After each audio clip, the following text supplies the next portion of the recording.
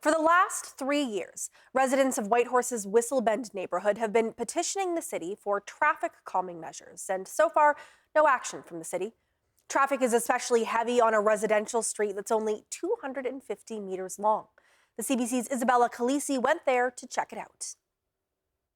Eugene Avenue is an offshoot from a roundabout in Yukon's fastest growing neighborhood with a population of 4,300 people called Whistlebend.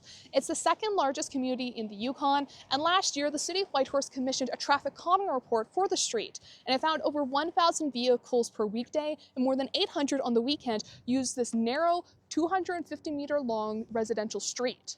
Traffic is a mix of residents from adjoining neighborhood using it as a shortcut and construction crews going to nearby sites. The amount of noise and fast cars has affected residents like Brenda Morrison, who has allocated her lot for a housing lottery and has been living with this for the last 3 years.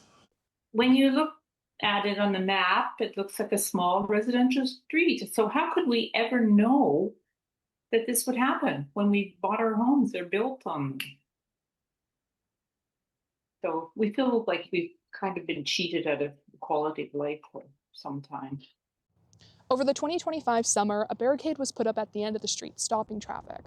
Morrison says her and her neighbors were thrilled. People could ride their bikes and not fear getting clipped by a speeding vehicle. But the barricade was taken down, leaving Morrison confused on why there's no permanent changes being implemented. I don't know what it takes.